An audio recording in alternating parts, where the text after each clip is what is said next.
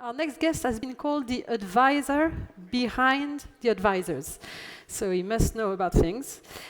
He's going to take us on an exciting journey about the future. So how the next 50, 60 years are going to look like when all these powerful, disrupting technology are continued to be with us. So let's find out. Let's meet Matthew Griffin, CEO and founder of the Free Leven Institute. So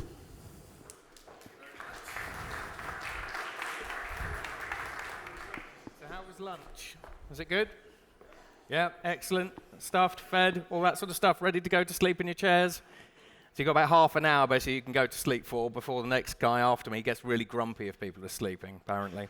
So my name is Matthew Griffin. I'm the CEO and founder of the 311 Institute. We're a global futures think tank. A lot of people call me a futurist, but actually I'm a strategic advisor for a variety of organizations. So I look at two kinds of futures. I look at the near-term futures, which are 0 to 20 years out. So that's typically where most multinational organizations sort of sit, and where most horizon plans sit. But I also go 20 to 50 years out, because if you're a sovereign government, and I work with all G7 governments, 4 prime ministers, most of the G20 as well, increasingly you want to understand what 20 to 50 years looks like, because you are interested in the future of education, jobs, skills, transportation, energy, infrastructure, whatever it happens to be.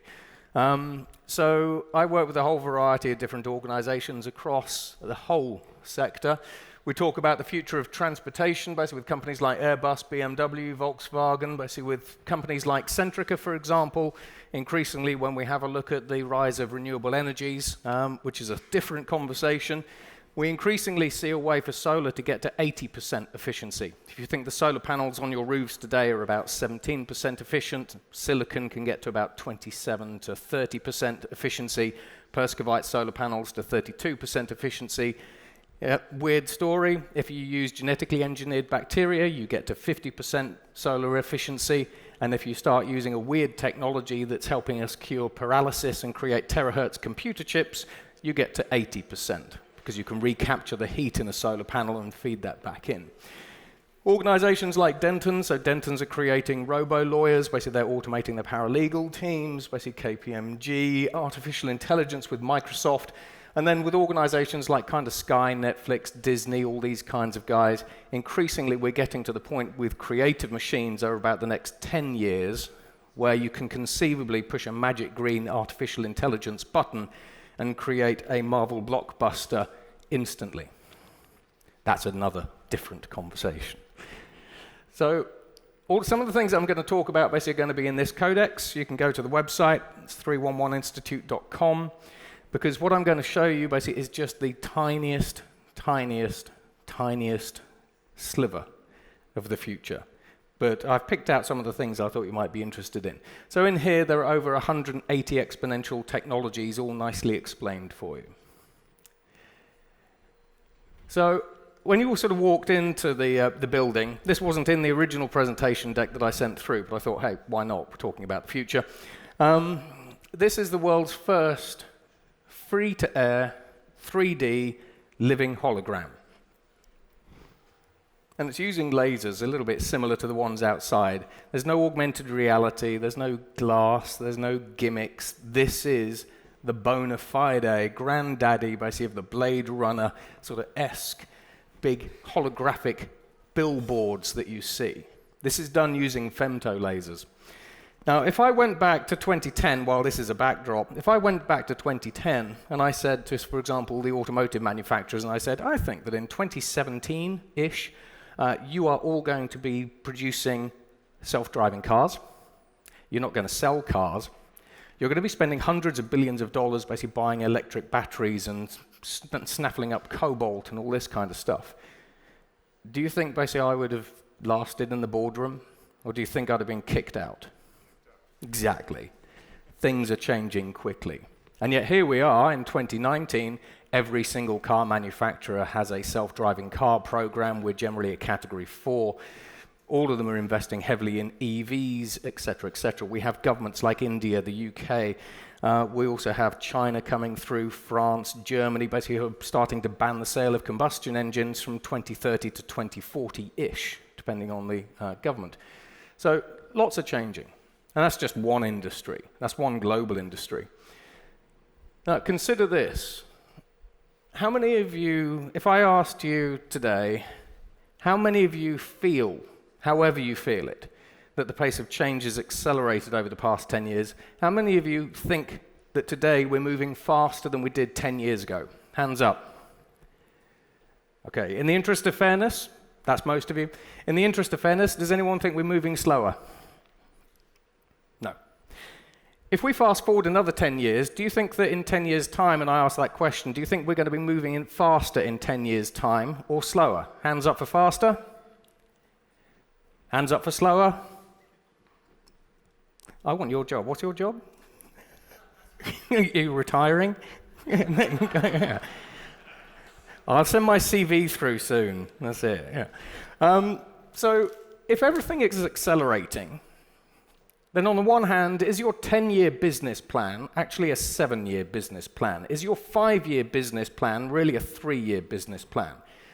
And the reason why everything's accelerating is because if you went back to the 1980s and I said, what can you do with technology next year, perhaps, that you couldn't do this year, you'd look at something like computer chips, Moore's Law, and you'd think, well, perhaps you'd think, well, we can ingest more information, analyze more information, and we could do X, Y, and Z with that.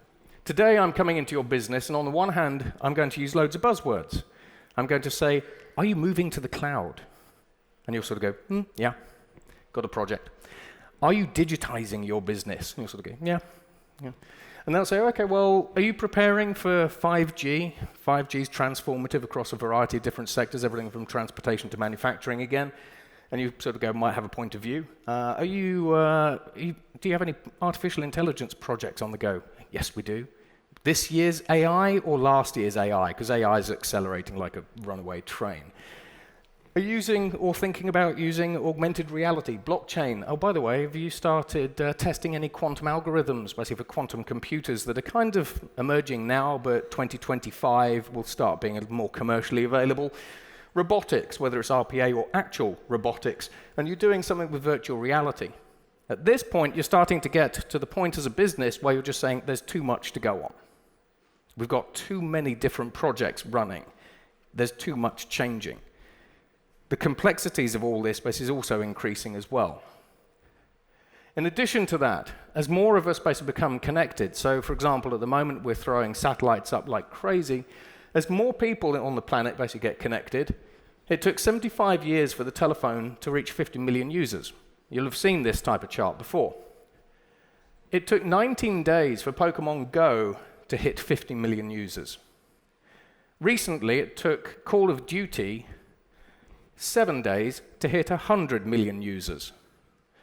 So as we all become more digital, as we all become more connected, at what point do I drop a fantastic new digital product or service basically into the digital ether? It gets adopted by 100 million, 200, 300, 400, 500 million people on the planet. At what point are we disrupting an entire global industry in a day? That point is coming. And what happens in one industry, if we have a change, for example, in the transportation industry, those changes ripple through every single other industry. Every industry is connected. If I push the cost of energy with solar panels, I give you a bunch of solar panels. If they don't need maintenance contracts and whatever it happens to be, I can disconnect you from the grid. If I can drop the cost of energy to zero, that affects every industry. If I change transportation, that affects every industry. If I can 3D print food basically in your canteen, or I can change how we produce food, that changes how you buy food for your business in the canteens and everything else. Increasingly, as all of these different industries basically are digitized, if you go to and have a conversation with a bank, for example, and say, what industry are you in? They will say, we're in a bank. We're in the financial services industry, stupid. If I can have a conversation with a retailer and say, what industry are you in? I'll say, well, we're a retailer, stupid. If I go and have the same conversation with a technology company like Alibaba, Baidu, Tencent, Google, whoever it happens to be, and say, what industry are you in? They go, well, all of them. Digitization breaks down all of the different borders and boundaries basically between industries. In the next 10 years, irrespective of what your business is, you will have a whole variety of new competitors coming at you, basically both traditional incumbents from other industries, but also net new logo incumbents as well.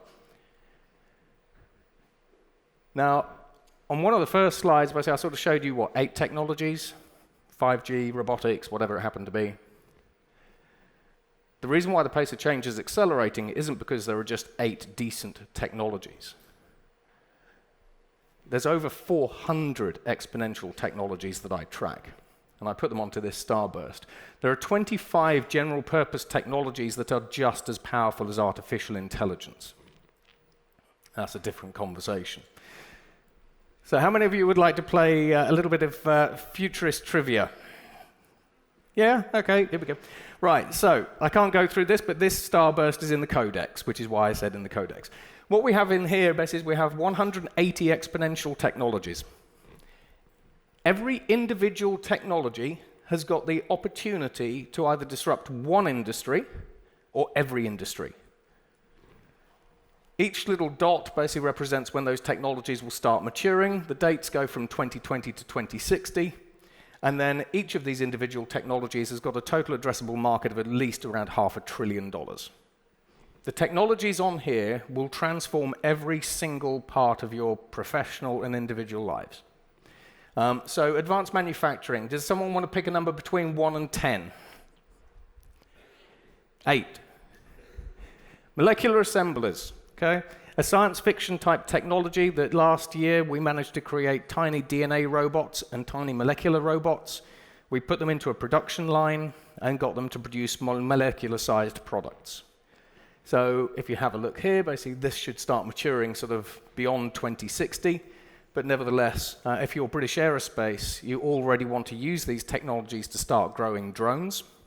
If you're in healthcare, we're also using basic computers to start growing drugs. So there are some practical applications already coming through. You could have also had bioreactors. So number 7. If you take a stem cell from an animal, it could be a cow, a duck, a chicken, could be a feather from a chicken, and you put it into a bioreactor and you apply some hormones, you can now feed every single person on the planet. Number 7, just by itself, means that you can eliminate 20% of the greenhouse gas emissions from cows, you can eliminate the need to cut down the Amazon rainforest, and you can feed the Earth's population in 2050 when we hit 11 billion people. So bioreactors, combine it with a vertical farm, like Amazon, Walmart, Ocado in the UK are investing in, and you can now you can grow fillet steak in a bioreactor, and you can serve it up with some salad. Very nice. Pick a number between 1 and 22, biotech. Think life extension. 17. Oh, regenerative medicine. So again, a little bit further out. Recently, we used a progesterone cocktail, basically in a silk handkerchief, to regrow the limbs of frogs. So regenerative medicine, and recently we used 3-striped tiger worms to figure out that humans have got a regenerative gene. It's just been turned off. So thanks to 3-banded tiger worms and the University of Harvard, increasingly we will have a way to turn on human regeneration. And these are all just fun.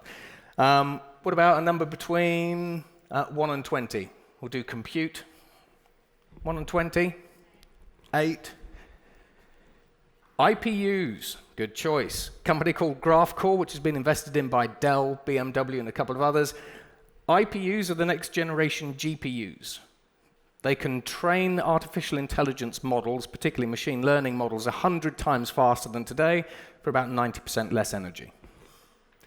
You could have also had DNA computing or biological computing. So DNA computing, weird fact, in 2020, Microsoft want to be able to offer DNA storage as a service via its Azure cloud.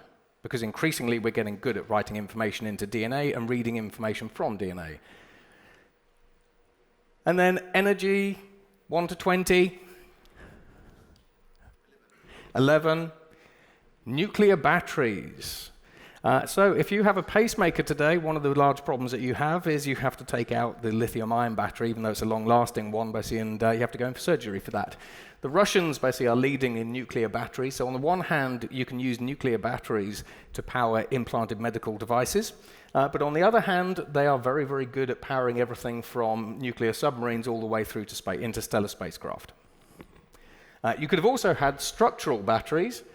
Structural batteries eliminate eventually, kind of 2030 onwards, structural batteries eventually eliminate the need for lithium-ion batteries in electric vehicles because you turn the shell of the car into the battery using a materials technology called carbon nanotubes, which you can also use to create mechanical flywheel batteries to produce electric vehicles with a 16,000 kilometer range.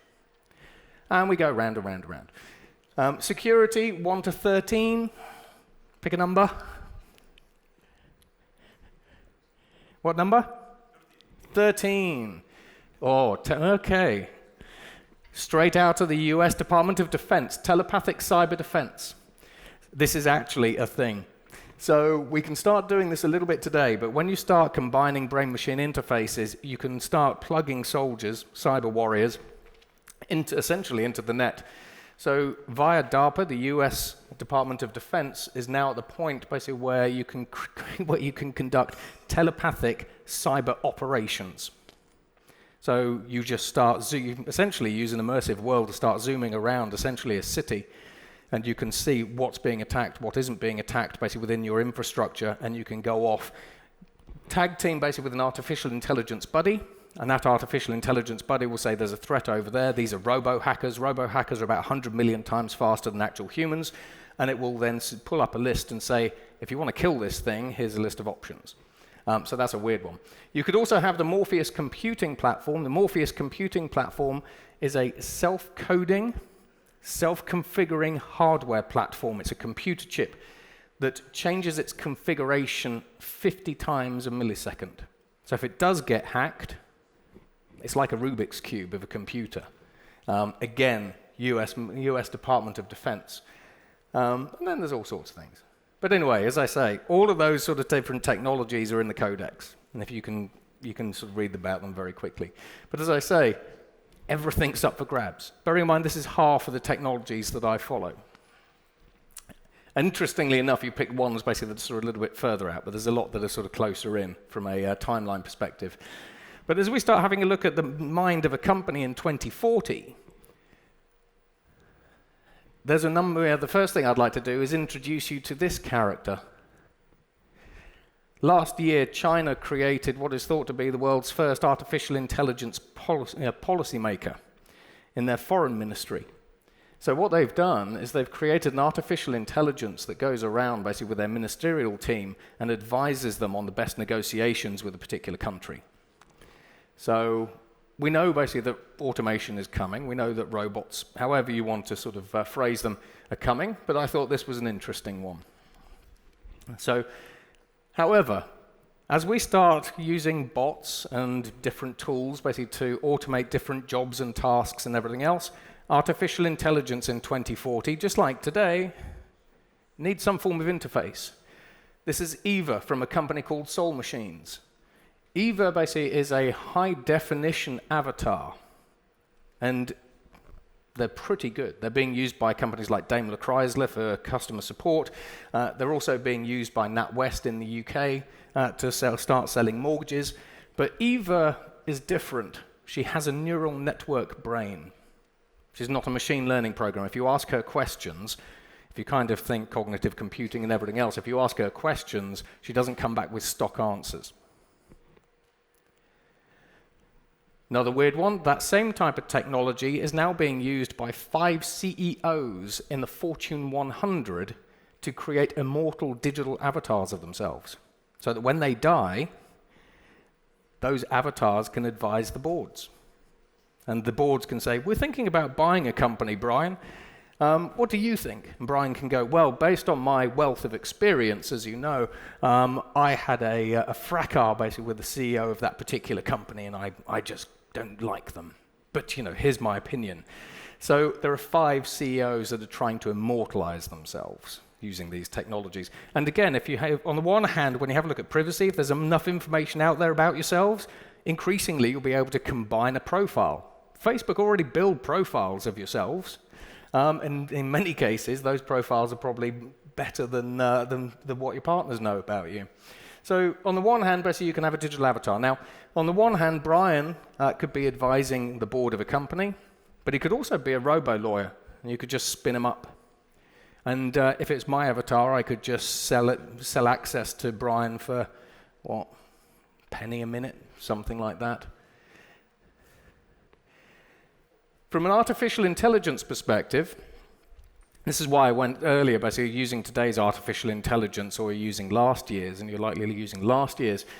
We've already got self-coding artificial intelligences. So if you have a look at Microsoft DeepCoder, if you have a look at Google Bayou, and also if you have a look at a recent development, basically from a company called DeepTab9, Microsoft DeepCoder can automate 5 lines of code. So it goes off, same with Bayou will do 100.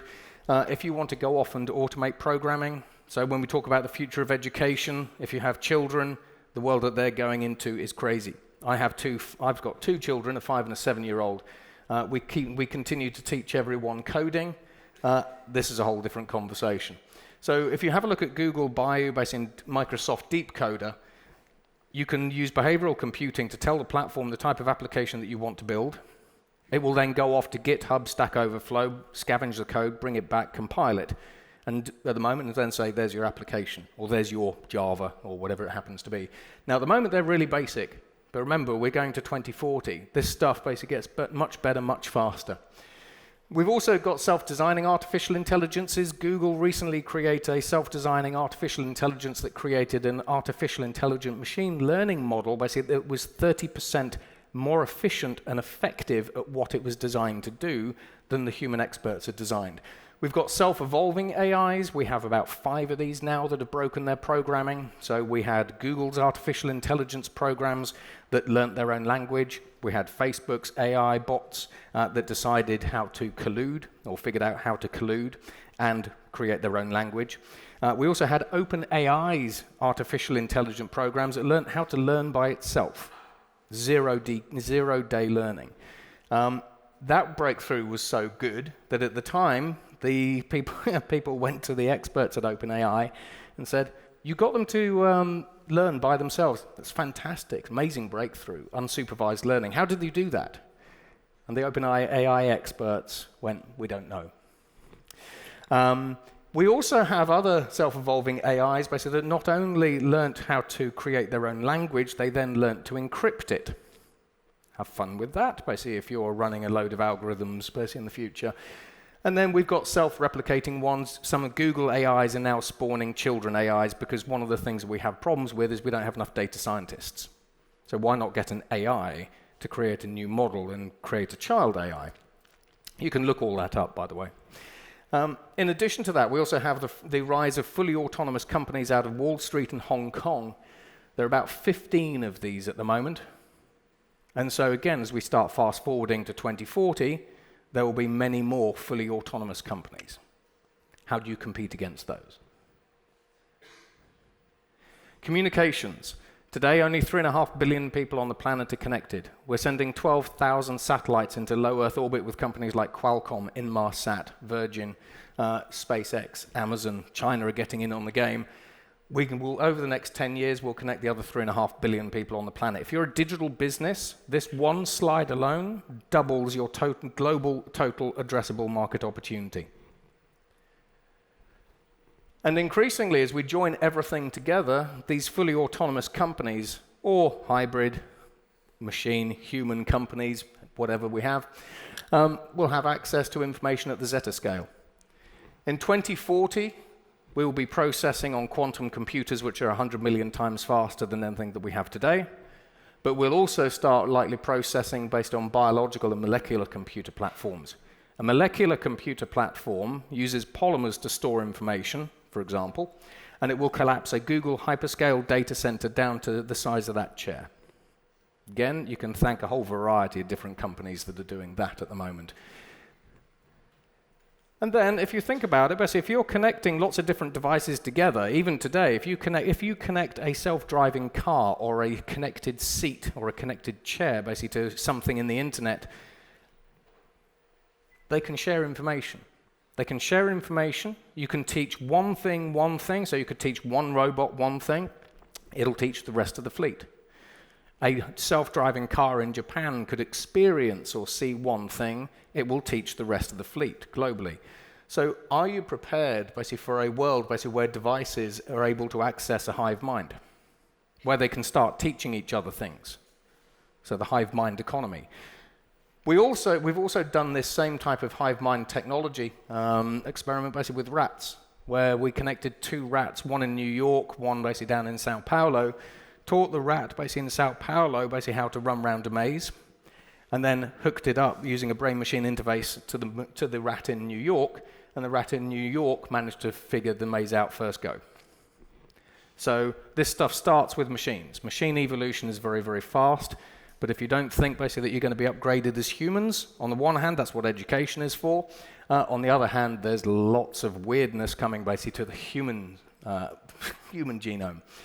Now, once we have these AIs that are now starting to create their own companies, bearing in mind that if you want to build a company, it's a process. As any data scientist will tell you, if you can figure out the process behind an individual task, you can build a set of algorithms. If you can build a set of algorithms, you can tie them together into a model.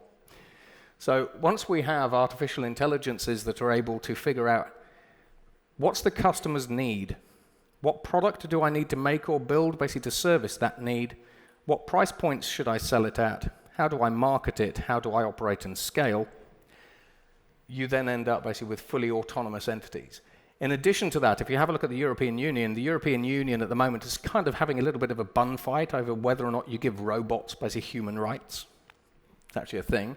So in 2040, you could actually have sentient, fully autonomous companies that have some form of rights, which would be really odd. So what we have is we've got a way to build and operate fully autonomous companies. But we need a way to build a product. So we've got a couple of ways that we can do that. If you put sensors into a product, you can get the products to design themselves.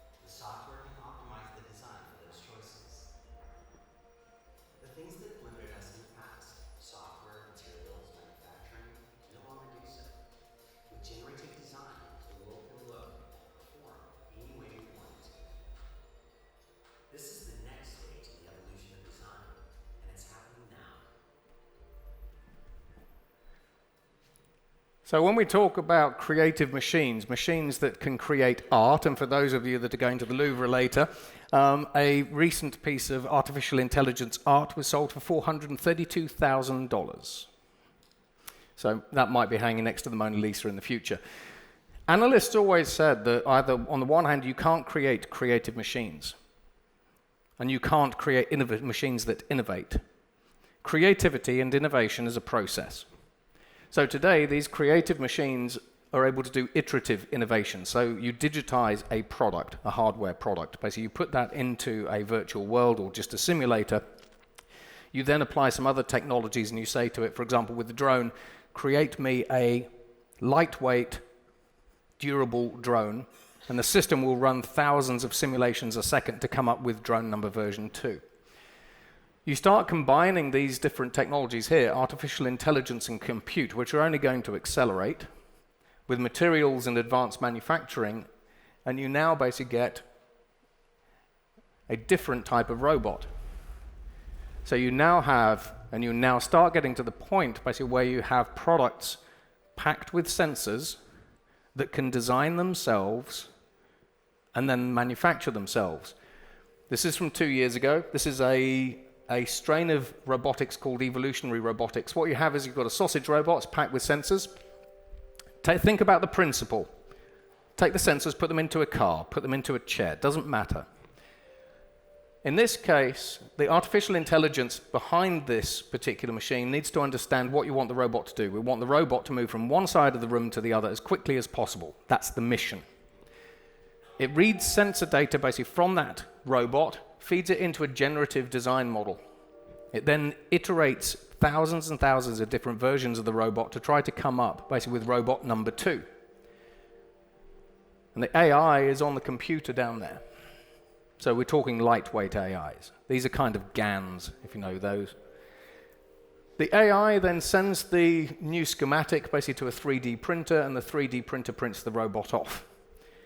If you switch a 3D printer for a 4D printer, where 4D is time, and we did this a couple of years ago with MIT, what you have is you have a product, not necessarily a robot, but you have a robot or a product that can design itself and then manufacture itself, and in the case of the robots with a 4D printer, walk off the printer.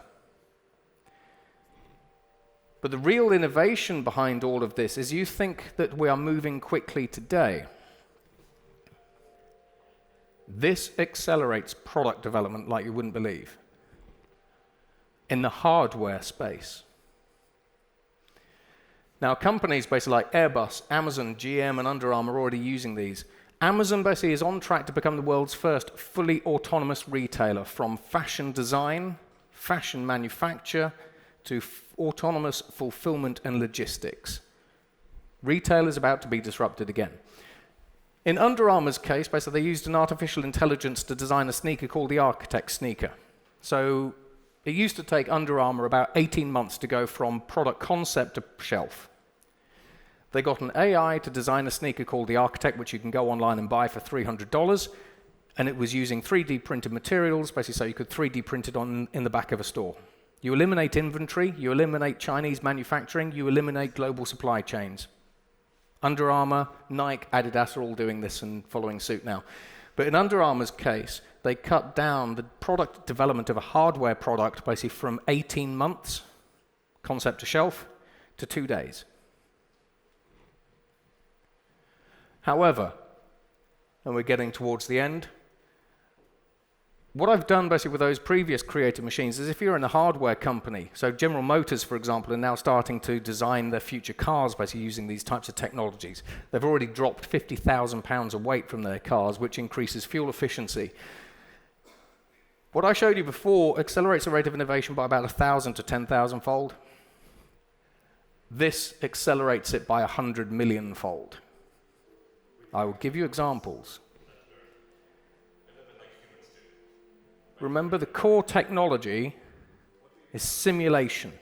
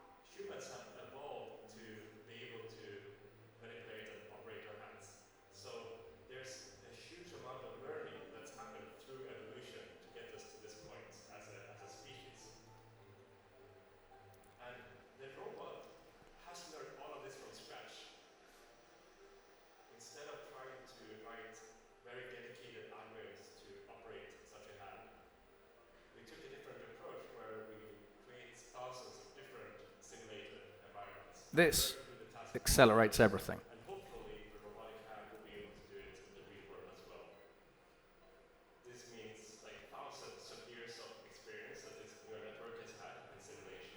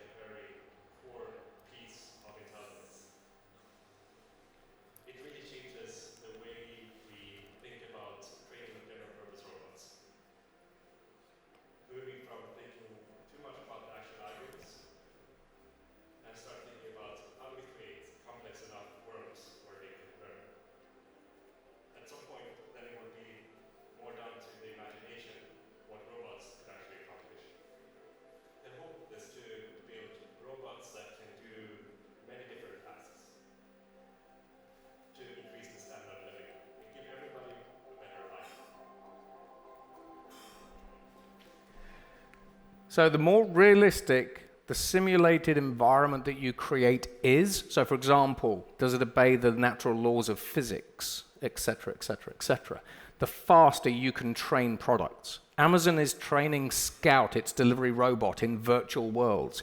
Autonomous car companies are putting autonomous cars through hundreds of millions of miles of testing in virtual simulators, basically in a day, as opposed to having to put them onto the streets.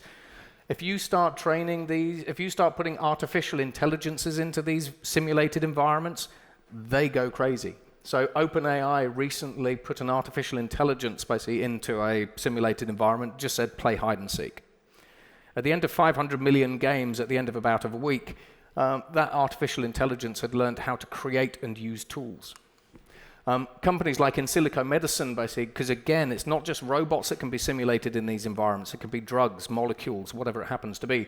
In Silico, you recently used an artificial intelligence to create 30,000 drugs in 21 days, and quite a number of those look like they're game changers. The Australian government is now going to human trials, basically, with the world's first artificially generated synthetic flu vaccine. There's all sorts of stuff. And as OpenAI basically said on that video, they put their robotic hand through thousands of years worth of testing and trials and training basically in days. That robotic hand is now the world's most dexterous robotic hand. You put that onto a machine in a warehouse, and you now have a robot hand that is more dexterous than human pickers. That one thing can put 600,000 people out of jobs. So when we start talking about future-proofing your businesses, there's not one thing coming at you.